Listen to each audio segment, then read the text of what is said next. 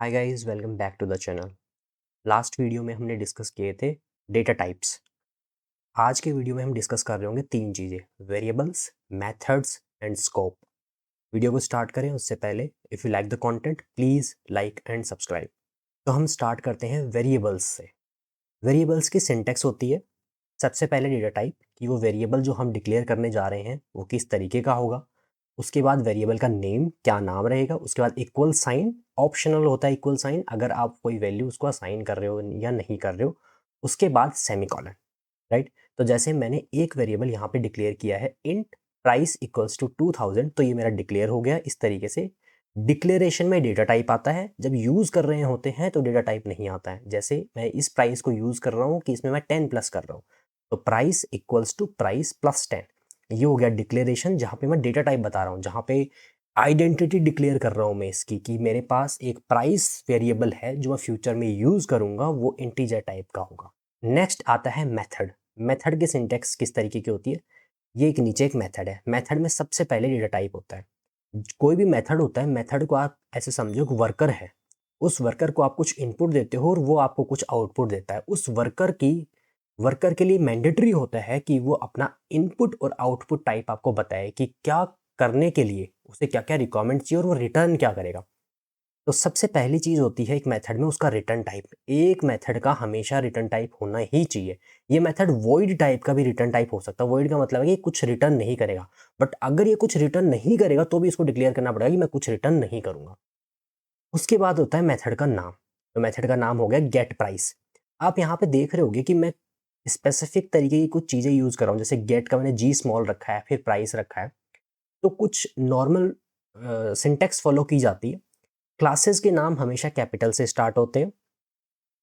Method के नाम verb plus noun के नाम से स्टार्ट होते हैं। वर्ब प्लस नाउन के कॉम्बिनेशन से बनते हैं। जैसे एक क्लास हो सकती थी प्रोडक्ट। प्रोडक्ट के अंदर गेट प्राइस, प्राइस एक नाउन है, गेट एक वर्ब है। इस तरीके से बनती है। और जो ये बीच के लेटर्स को जो मैं कैपिटल कर रहा हूँ इसे बोलते हैं कैमल केसिंग। जैसे कैमल बीच में से ऊंचा होता है ना, उसी तरीके से कैमल केसिंग बोलते हैं इसको, जहाँ पे बीच बीच में बीच के वर्ड्स के फर्स्ट लेटर को हम कैपिटल कर देते हैं। तो ये डिक्लेयर हो रहा है मेरे यहाँ पे गेट प्राइस। उसके बाद में ऑप्शनल इनपुट पैरामीटर होते हैं। कोई हो सकता है कि आपको इनपुट पैरामीटर मांगे और कोई हो सकता है कि ना मांगे। अगर इस मेथड को चलने के लिए कोई भी इनपुट हमसे लेने की जरूरत नहीं है, स्टैटिक कोड लिखा हुआ है, तो यहाँ पे ये लाइन नहीं होती, स्ट्रिंग आइटम नेम नहीं होगा। नॉर्मली बस ओपनिंग होगी और इसकी क्लोजिंग हो जाएगी। उसके बाद हमेशा करली ब्रेसेस स्टार्ट होंगे, करली ब्रेसेस एंड होंगे। उनके बीच में कोड लिखा जाएगा, जो भी एग्जीक्यूटेबल कोड हमें लिखना है। तो ये हो गया मेरा डिक्लेरेशन। मेरा फंक्शन गेट प्राइस जो एक item name as a string parameter लेगा, वो कुछ उस पर काम करके एज ए इंट को रिटर्न करेगा। तो ये हो गया हमारा मेथड नेम। इस तरीके से मेथड डिक्लेयर किए जाते हैं। मेथड को यूज कैसे करना है, मेथड का नाम, वो मेथड क्या एक्सपेक्ट कर रहा है, गेट प्राइस, और क्या एक स्ट्रिंग, तो हमने उसे स्ट्रिंग दे दी एप्पल। तो इस तरीके से होता है मेथड। अब देखते हैं वेरिएबल्स। वेरिएबल्स दो जगह पे इनिशियलाइज किए जा सकते हैं या डिफाइन किए जा सकते हैं। एक क्लास के अंदर, जिनको हम डेटा मेंबर या स्टेट बोलते हैं ऑब्जेक्ट की। एक होता है इनसाइड द मेथड, जिनको हम बोलते हैं लोकल वेरिएबल्स। एक स्कोप के अंदर आप एक वेरिएबल को दो बार डिक्लेयर नहीं कर सकते। जैसे मैंने इंट प्राइस इक्वल्स टू 10 लिख दिया है, तो मैं इंट प्राइस इक्वल टू 20 नहीं लिख सकता। हाँ, मैं प्राइस को यूज कर सकता हूँ। यूज करना is different than declaring. Use करने में डेटा टाइप नहीं आएगा। इंट हटा के मैं प्राइस इक्वल्स टू 20 कर सकता हूँ, इस तरीके से।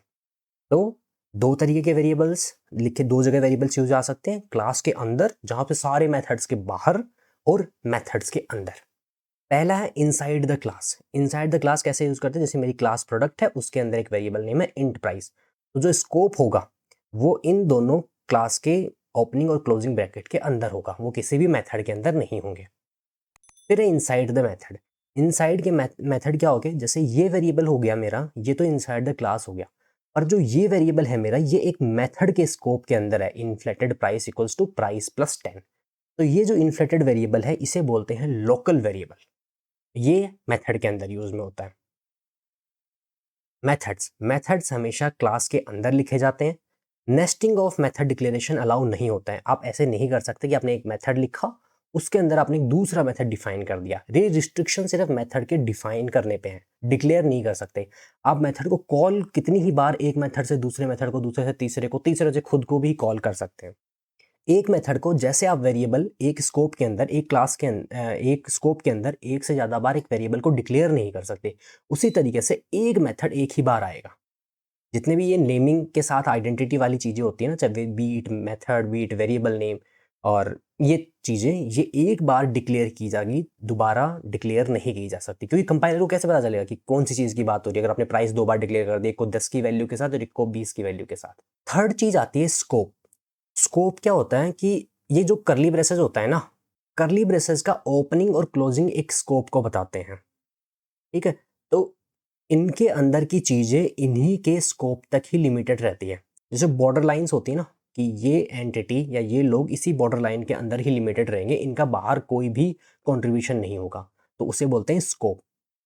वेरिएबल की लाइफ रिस्ट्रिक्टेड होती है उसके स्कोप तक। जैसे मैंने एक फंक्शन बनाया int price, int get price, जिसका ओपनिंग ब्रैकेट ये है, क्लोजिंग ब्रैकेट ये है, बट मैं इन ब्रैकेट्स के अंदर भी स्कोप्स बना सकता हूँ। ये स्कोप बनाने का तरीका है। तो इससे क्या होगा, मैं वेरिएबल नेम को यहाँ भी डिक्लेयर कर रहा हूँ और यहाँ भी डिक्लेयर कर रहा हूँ, पर क्योंकि जैसे ही हमने जस्ट अभी बात की है कि एक वेरिएबल का स्कोप या उसकी लाइफ कब तक वो मेमोरी में रहेगा, वो उसके स्कोप तक डिपेंड करता है।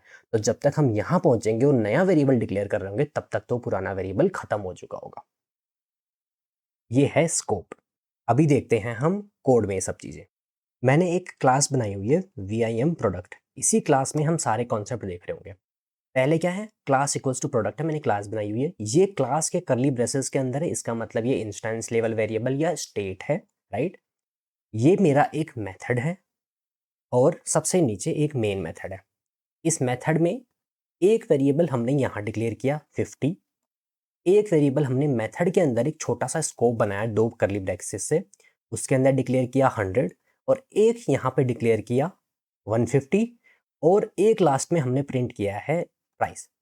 तो क्या होता है कि ये जो एक मेथड के अंदर के सारे वेरिएबल्स होते हैं ना, ये एक जगह पे जाते हैं, तो इसलिए एक नाम का एक बनने के बाद दोबारा बनाना अलाउ नहीं करता। और जो यहाँ के वेरिएबल्स होते हैं और मेथड के अंदर के वेरिएबल्स होते हैं, ये डिफरेंट जगह पे जाते हैं। ये ऑब्जेक्ट की स्टेट के अंदर रहते हैं और ये लोकल वेरिएबल्स होते हैं।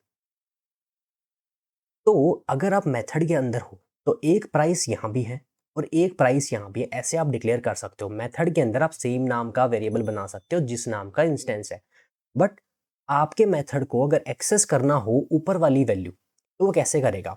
जो इसने ये वेरिएबल एक्सेस किया है, ये वेरिएबल दोनों एक्सेस कर सकता है। अपने यहाँ की कोई वेरिएबल भी एक्सेस कर सकता है और मेथड की ऊपर की वेरिएबल भी एक्सेस कर सकता है, क्योंकि ये सारे वेरिएबल्स इसको एक्सेसिबल होते हैं क्लास के अंदर। तो इस ये जो अभी प्रिंट करेगा प्राइस, जो अभी प्रिंट करेगा, ये प्राइस होगी यहाँ वाली। अगर मेरे पास मान लो ऊपर मैंने प्राइस लिखा हुआ है, ठीक है, अभी अगर मैं यहाँ से प्राइस हटा देता हूँ, मानो कि मैंने यहाँ से प्राइस हटा दिया, जो ये प्राइस अभी एक्सेसिबल करवा रहा है मेथड की वजह से, तो मैंने मान लो ये हटा दिया, तो ये बोलेगा प्राइस नहीं है, प्राइस नहीं है। क्यों? क्योंकि इस प्राइस का स्कोप यहाँ से यहाँ तक है, इस प्राइस का स्कोप यहाँ से यहाँ तक है, यहाँ तक तो कोई प्राइस बची नहीं है क्योंकि हमने ऊपर वाले को कमेंट कर दिया। अब एक चीज़ और देख लेते हैं, अगर मान लो हमारे पास नीचे भी कोई प्राइस बची होती, मान लो हमने यहाँ पे एक डिक्लेयर कर रखा है इंट प्राइस और इसको दे दिया हमने 8000, राइट। अब एक प्राइस यहाँ पे है और एक प्राइस हमारी यहाँ पे है, एक वेरिएबल हमारा इंस्टेंस लेवल है, एक लोकल वेरिएबल है। तो क्या होगा, अगर जब भी मैं इसको एग्जीक्यूट करूँगा तो हमेशा नियरेस्ट जो होगा ना उसकी वैल्यू को ये प्रिंट करेगा या यूज़ करेगा। तो यहाँ पे 8000 प्रिंट किया जाएगा, जावा सी प्रोडक्ट डॉट जावा जावा प्रोडक्ट। देखो सबसे लास्ट 8000 यूज़ किया। अब सेकंड प्रॉब्लम ये आती है कि अगर मुझे करवाना ही ऊपर वाला है, मुझे ये नियरेस्ट नहीं करवाना, मुझे तो इंस्टेंस लेवल की वैल्यू करवानी है, उसके लिए एक स्पेशल ऑपरेटर होता है this dot Java, this dot price. अब मैं यूज करूंगा तो अब ये करेगा आपका नीचे वाला 50 जो इंस्टेंस लेवल का था, इस तरीके से। तो इस वीडियो में हमने क्या देखा, कैसे वेरिएबल्स डिक्लेयर होते हैं, कैसे मेथड डिक्लेयर होते हैं। यहाँ देखो एक मेथड डिक्लेयर है जिसका रिटर्न टाइप वॉइड है। रिटर्न टाइप वॉइड भी हो सकता है और कोई भी डेटा टाइप भी हो सकता है। वॉइड भी एक डेटा टाइप ही है जावा के अंदर, जिसका मतलब होता है कुछ नहीं। Get price, optional input arguments. उसके बाद हमने स्कोप्स देखे, कैसे इन स्कोप्स में हम मल्टीपल बार एक वेरिएबल को डिक्लेयर कर सकते हैं, क्योंकि स्कोप खत्म होते हैं उसकी लाइफ खत्म हो जाती है। कैसे हम लोकल वेरिएबल और इंस्टेंस लेवल वेरिएबल अगर सेम नाम के हो तो कैसे हम उन्हें एक्सेस कर सकते हैं। तो आज के लिए इतना ही। Thank you, thanks for watching.